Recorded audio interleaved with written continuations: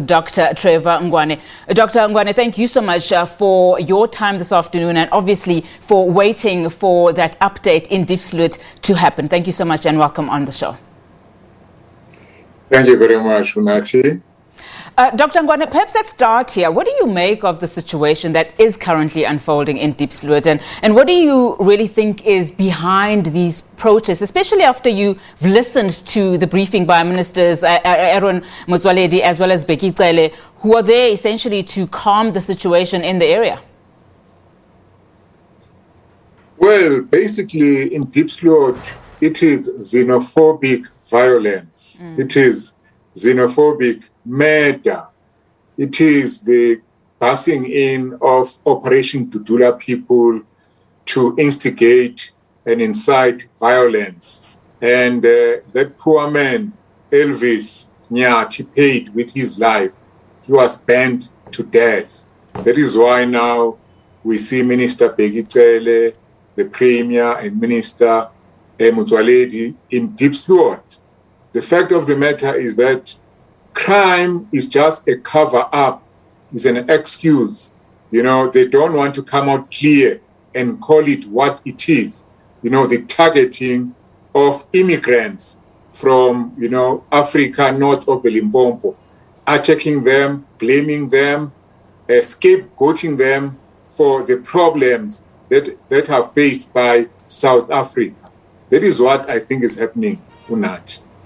All right, now as we begin to obviously uncover what is happening, and I hear you talking about calling it what it is, there's also been, you know, talk around how the protest in Diepsloot, I'm going to start there because this is the one that is recent, has been framed on social media as well as mainstream media. You know, how should issues of foreign nationals in this country be framed? Because what we are seeing now are high levels of attacks. And as you've said, you know, one person was killed, and we believe that this happened in front of his children because he apparently did not have the proper documentation in this country. Yeah, firstly, no human being is illegal. No one is illegal. They might be undocumented because they don't have official documents. There might be a number of reasons for that. For example, you know, Home Affairs closed down its offices, its refugee reception centers during COVID. They are not yet open. You know, there is this talk now of non-renewal of the Zimbabwe exemption permit, which means all those people will suddenly be undocumented. So no one is illegal. Another thing, no African is a foreigner in Africa. Now, to think that way, you know, this is how our ministers think. This is how Operation Dudula thinks. It's colonial mentality. So the foundation for solving this problem is a Pan-Africanist attitude. It's an internationalist attitude, working class attitude, where we regard, you know, our brothers and sisters from Malawi, from Ethiopia, as part of us. We empathize and understand why they leave their countries and come to South Africa. We find ways of helping their countries so that they can be able to take care, you know, and look after, you know, their citizens. This is the approach, and not to suddenly scapegoat them for a crime rate which has always been high in South Africa. I mean, it's not today that there is murder in Diepsloot. It's not today that there are people dying. But suddenly there's this political opportunism which started last year during the the local government elections, where we saw some political parties campaigning on a xenophobic platform. This, I think, Unati, is South Africa standing on the brink of a cliff. You know, we're going to fall into a big, dark hole. We're taking a path of no return. We are normalizing violence, murder, brutality. We are normalizing uncertainty, insecurity, and instability. Violence begets violence. Today, is the Zimbabweans.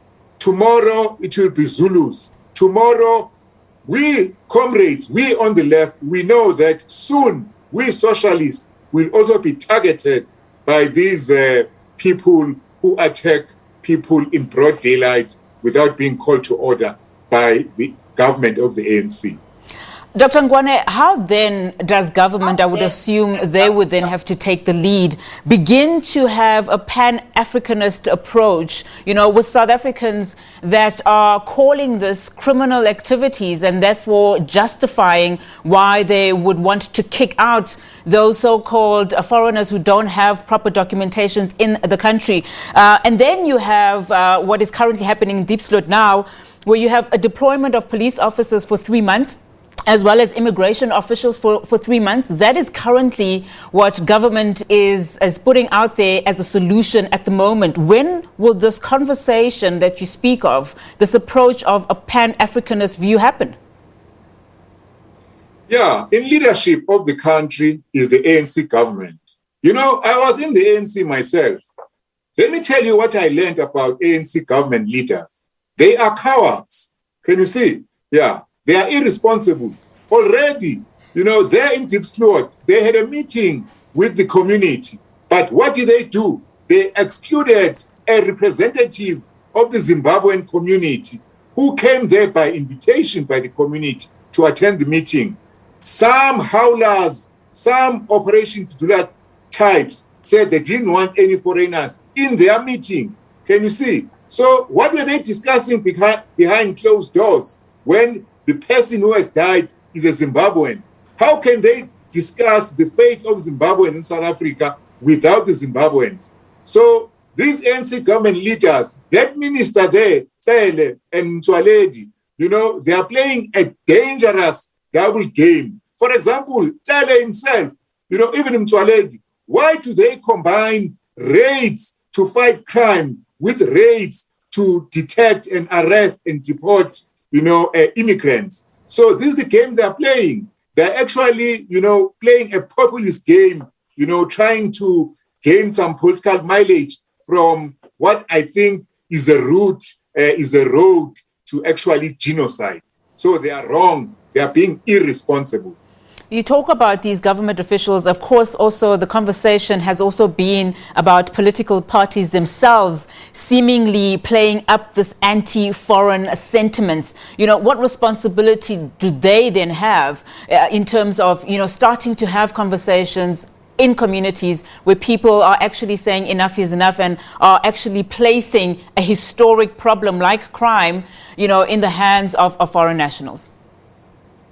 I'm so happy that, the fighter Julius Malema has come out clear and has retracted some of the danger he was going into. Because now the EFF is saying that this is wrong, xenophobia is wrong, Africans should speak with one voice. But parties like Patriotic Alliance, Action SA, even IFP, ANC, they are dabbling in xenophobia. They are actually the other hand of Operation Tudula vigilantism. Herman Mashaba might not have banned Elvis Nyathi, but his electioneering platform, his politics abets and aids that kind of action. So I think that it's most important that these political parties are called to order, especially their leaders. Dr. Trevor Ngwane, thank you so much for your time this afternoon. Really do appreciate it. Thank you.